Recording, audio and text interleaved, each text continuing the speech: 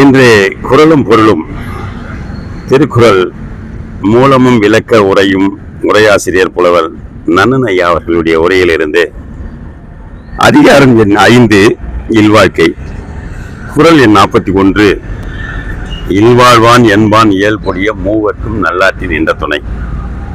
சொற்பொருள் விளக்கம்: இல்வாழ்வான் என்பான் இல்லறத்தான் எனப்படுவான் இயல்புடைய மூவர்க்கும் இல்லற இயல் மூவர்க்கேனும் நல்லாற்றின் என்ற துணை.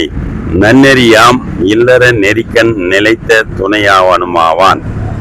விளக்கம்: தான் இல்லற வாழ்வதோடு அந்நெறி நிற்பவர் பிறருக்கும் துணையாதல் வேண்டும் என்பதை கூறி, இல்லறமே பிறர்க்கு உதவும் நோக்குடையது என்பது நிறுவப் பெறுகின்றது.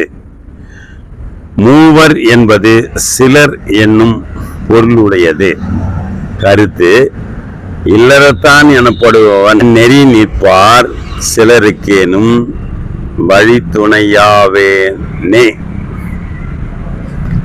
திருக்குறளை படியுங்கள், திருக்குறள் வழி நடந்து பாருங்கள், வாழ்க்கை வளப்படும். நன்றி, வணக்கம்.